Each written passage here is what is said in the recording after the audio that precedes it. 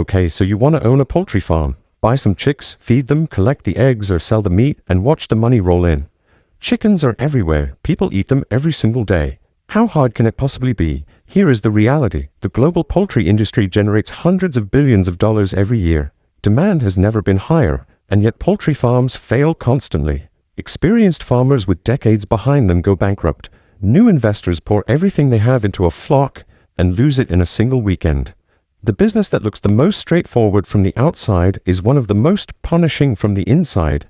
Why do some farmers become millionaires while others go bankrupt? Why can one disease wipe out years of investment overnight? And where does the real money in this business actually come from? To understand any of that, we have to start at the very beginning and build this thing from scratch. The first decision you have to make is what kind of poultry farm you are actually running, because that phrase covers several completely different businesses. Broiler farming means raising chickens specifically for meat. Layer farming means keeping hens to produce eggs. Breeder farms raise parent birds whose job is to produce fertilized egg for hatcheries, and hatcheries take those eggs, incubate them, and sell day-old chicks to grow out farms. Each of these businesses has a completely different cost structure, a different risk profile, and a different relationship with the market. Choosing the wrong one is how many people lose money before a single bird ever gets sick. We are going to focus on the two models most people actually enter: broiler farming and layer farming. And we are going to walk through what it actually costs to build one, run one, and whether the numbers at the end of the year make any sense. Start with the land. This is where most people make their first expensive mistake. They look for the cheapest plot they can find, buy it, and discover 6 months later why it was cheap. A commercial poultry operation cannot be placed just anywhere. There are distance requirements from neighboring properties, from residential areas, from schools and churches, and from other farms. In North Carolina, for example, regulations require that your poultry houses sit at least 500 feet from any non-owned residence, and that distance jumps to 1,200 feet if you are near a school or church. In South Carolina, that residential setback is 1,000 feet. If you are in a state with strict environmental rules, you might need a site that allows for 130 to 300 acres just to satisfy the legal buffers. Even if you only plan to build 4 chicken houses, beyond the rules, there is the practical reality. Your farm needs 3-phase electrical power, the heavy-duty industrial power that runs large ventilation fans and climate systems. It needs a reliable water source capable of delivering dozens of gallons per minute during a hot summer day. It needs road access strong enough for heavy feed delivery trucks, and it needs to be far enough from other poultry operations to prevent disease spreading between farms. Rural land that looks like a bargain often has none of these things. Buy cheap land at $3,000 per acre across 20 acres, and you are at $60,000. Then you discover the nearest 3-phase electrical connection is a mile away, and running it to your site costs $80,000. The road needs reinforcing for another $30,000. You need a well, which depending on depth runs $15,000 to $50,000. Suddenly the cheap land costs 2 to 3 times the headline number. All in, a viable commercial site in the United States realistically cost $150,000 to $300,000 once you factor in access and infrastructure. Now you build. This is where the capital commitment becomes serious. A modern commercial chicken house is not a barn.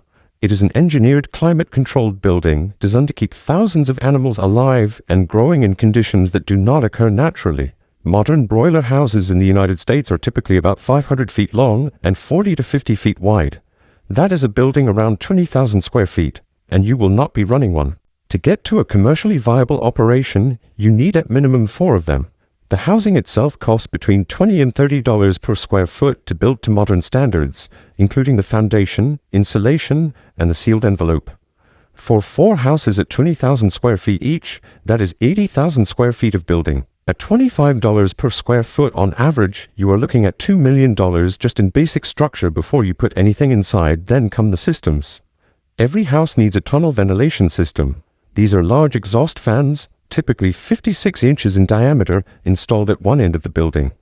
During summer, they pull air through the entire length of the house to create wind movement that cools the birds through what is essentially the same effect as a breeze on your skin. A single house typically requires 10 to 12 of these fans. Each one costs around $700 to $1,000. Then you need evaporative cooling pads on the opposite end, water lines running the full length of the house for the pads, and a circulation pump. That system, per house, runs another $30,000 to $50,000 installed. Inside the house you need automated feeding lines. These are auger systems that carry feed from a storage bin outside down the full length of the building and distribute it into pan feeders that the birds eat from. You need enclosed nipple drinker lines that deliver clean water without wetting the bedding, which is critical because wet litter causes disease. Full automated feeding and watering for one house costs roughly $30,000 to $60,000. Every single house needs to stay at the right temperature. For day-old chicks, that means 9 to 95 degrees Fahrenheit in the first week of life. You need propane or natural gas heaters for winter and early bird placement. For summer, those fans have to run constantly and they run on electricity. Heating and cooling infrastructure per house adds another $20,000 to $40,000. Now the part that cannot be skipped under any circumstances. You need an emergency generator. A diesel standby generator large enough to power all 4 houses costs between $50,000 and $150,000 depending on capacity. You absolutely need one. We will come back to why in a moment. You also need feed storage bins, biosecurity infrastructure including disinfection stations and perimeter fencing, a small office and facilities to handle dead birds. Because some birds will always die and you cannot simply leave them in the house. When you add all of this up for a 4-house broiler complex in the United States, you are looking at total capital investment that ranges from $1.2 million on the low end to over $2 million for a fully modern automated facility. That is before you place a single bird. So let us talk about the birds. The chickens used in commercial poultry production are not generic farm chickens. They are precision-engineered genetic hybrids developed by global breeding companies like Cobb Vantress and Aviagen in the broiler sector and Highline and Lohman in the laying hen sector. These are patented genetics, the product of decades of selective breeding. The birds you buy are specialized tools. For broilers, day-old chicks cost between 30 and 60 cents each. A 4-house complex at standard stocking density holds somewhere between 80,000 and 100,000 birds per flock. At 50 hens per chick on average, that is $40,000 to $50,000 just for the chicks, every single time you start a new flock. For layer hens, you can either buy day-old chicks and raise them yourself until they start laying at around 16 to 18 weeks, or you can buy what are called point-of-lay pullets, which are young hens ready to start producing eggs. Point-of-lay pullets cost between $3 and $5 each. If you are running a 60,000 bird layer operation, buying point-of-lay birds costs you between $180,000 and $300,000 every time you restock the flock, which typically happens every 12 to 14 months. And here is the part about genetics that most people underestimate. The breed you choose sets the ceiling on everything. Modern broiler hybrids like the Cobb 500 are engineered to reach market weight in 42 to 48 days, consuming about 13 to 16 pounds of feed in total. That efficiency is built into the genetics. Source cheaper, lower performance birds to save money on the chick price, and you pay for it through worse feed conversion and slower growth, which costs far more across a flock than you ever saved at purchase. Now the biggest line item of all, feed. This is not a secondary cost. In commercial poultry production, feed accounts for 50 to 70% of your total operating costs. Everything else, the building, the utilities, the labor, together adds up to less than what you spend on feed. If you do not understand feed, you do not understand the business. Commercial poultry feed is primarily a mix of corn, which makes up around 55 to 65% of the ration, and soybean meal, which makes up around 25 to 35%. The rest is synthetic vitamins, minerals, and enzyme additives. The price of this feed moves with the global commodity markets for corn and soybeans. In the United States, commercial broiler feed typically costs between $350 and $500 per metric ton depending on when you are buying and what the grain markets are doing. A broiler bird eats roughly 7 to 8 kilograms of feed over its entire life from day one to slaughter. Multiply that across 100,000 birds and you are talking about 700 to 800 metric tons of feed per flock. At $400 per ton, that is $280,000 to $320,000 in feed costs per flock. And this is where a concept called feed conversion ratio becomes the most important number on your farm. Feed conversion ratio, often shortened to FCR, is simply how many kilograms of feed it takes to produce 1 kilogram of live bird weight. A good modern broiler flock achieves an FCR of around 1.60. That means for every 1.6 kilograms of feed you put in, you get 1 kilogram of bird. A poorly managed flock, or one with disease pressure, might achieve an FCR of 1.9 or 2.0. That difference sounds small, it is not. Consider a flock of 1 million birds at a target live weight of 2.75 kilograms each. At an FCR of 1.60, you need 4.4 million kilograms of feed. At 1.65, you need 4.5 million kilograms. At $400 per metric ton, that difference is $55,000 for a single flock on a single farm. Across multiple farms over a full year running 5 or 6 flocks, poor feed conversion can cost hundreds of thousands of dollars, compared to a well-managed operation running the same genetics. Water, electricity, and temperature are the 3 variables that determine whether your feed conversion is good or terrible. Which brings us to the utility systems. A laying hen drinks roughly 2 cups of water every day. A market-weight broiler during a hot summer day can drink even more. Water is not just a comfort for these animals, it is a nutrient. Consumption is also your early warning system. If a house full of birds starts drinking less water than the day before, something is wrong. It might be a disease, a drinker malfunction, or a water quality issue. Experienced farm managers track water meters daily, the way a doctor tracks a patient's vital signs. Electricity is the biggest utility bill on the farm. Running 12 to 16 large tunnel fans continuously during summer, plus automated feeding systems, climate controllers, egg gathering belts on a layer operation, and lighting programs can cost between $4,000 and $8,000 per month per house complex during peak summer. Annual electricity bills for a 4-house broiler operation typically run between $40,000 and $60,000.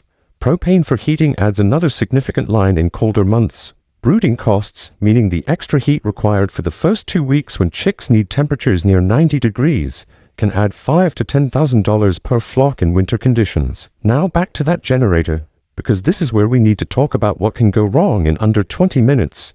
A 4-house broiler complex at market weight holds up to 30,000 to 40,000 fully grown birds per house. Each bird generates significant body heat. The only thing keeping the temperature inside that house at safe levels is those fans running continuously. If the main power grid goes down on a 95-degree summer afternoon and your generator fails to start automatically, the temperature inside the house begins rising almost immediately. Within 15 to 20 minutes, internal temperatures cross critical thresholds. Within an hour, you can lose the entire house.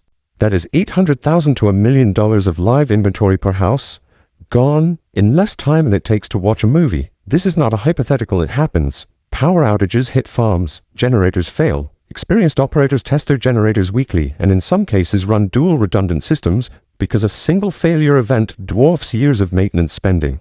If you are finding this breakdown useful so far, hit subscribe and give this video a like. It genuinely helps this channel keep going and reach more people who want to understand how these businesses actually work. Now let us talk about the cost that nobody puts in their business plan until it destroys them. Disease. Commercial poultry houses keep thousands of animals living in close proximity. That density is what makes the economics work, and it is also what makes disease outbreaks catastrophic. A pathogen that might kill a handful of birds in a backyard flock will tear through a commercial house in days. The most feared disease in the industry is highly pathogenic avian influenza, commonly known as bird flu. This strain of influenza can kill virtually the entire flock within 24 to 48 hours of visible symptoms appearing. When a confirmed case is detected, government authorities do not give you options. They come in, depopulate every bird on the property, quarantine the surrounding area, and ban all poultry movement in the region. In the United States, the HPI outbreak of 2022 and 2023 resulted in the loss of over 58 million birds across the country, the largest outbreak in U.S. history. For individual producers caught in an infected zone, it meant months of zero income while facilities sat empty under quarantine, followed by extensive cleaning and disinfection before restocking was permitted. Newcastle disease is another severe viral threat. It attacks the respiratory, nervous, and digestive systems simultaneously. A severe outbreak can push flock mortality above 50% while destroying egg production in layer operations. It spreads through contaminated equipment, shared vehicles, and wild birds. Then there is coccidiosis caused by microscopic parasites that live in soil and litter. They attack the intestinal lining of young birds, preventing nutrient absorption. A flock with coccidiosis eats feed but cannot convert it. FCR climbs, birds grow slower, and secondary bacterial infections called necrotic enteritis follow right behind, adding significant mortality. The biosecurity system, designed to prevent all of this, is not a single fence or a bottle of disinfectant.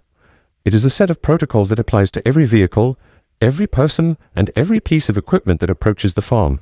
Every delivery truck must stop at a disinfection station before approaching the houses. Farm workers who have visited another poultry farm, been around wild birds, or returned from international travel must wait 72 hours before entering the production area.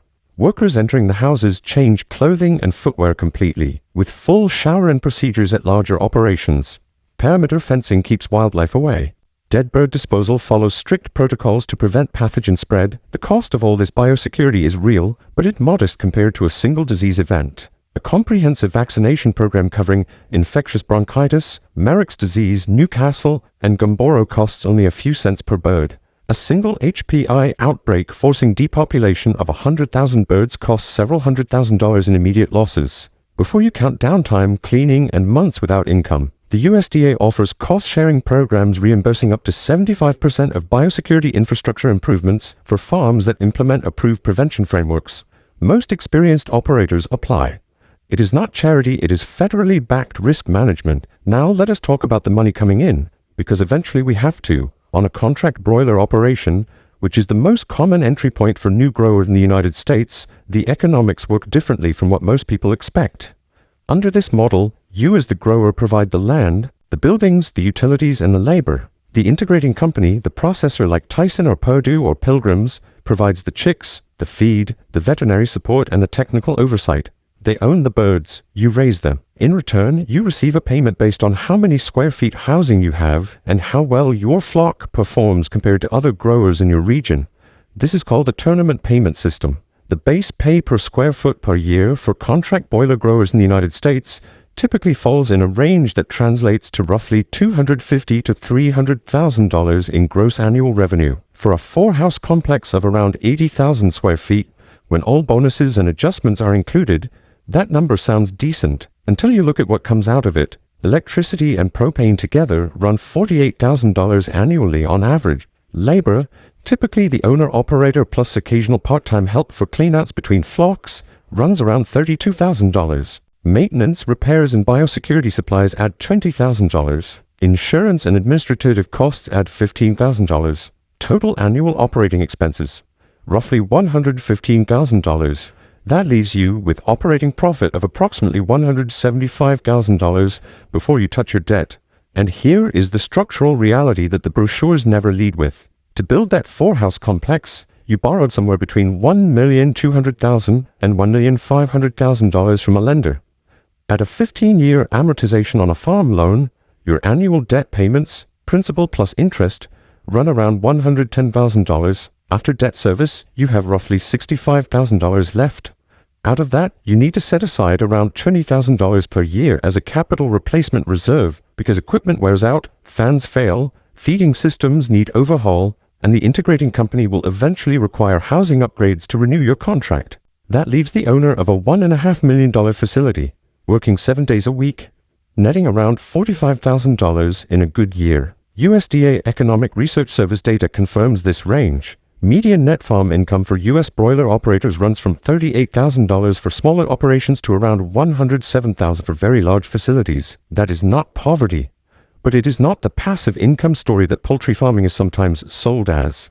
The facility debt is the dominant fact of financial life for a contract broiler grower. Every year for 15 years, $110,000 leaves before you pay yourself a single dollar. Independent layer farming offers the possibility of higher revenue, but it removes the safety net entirely.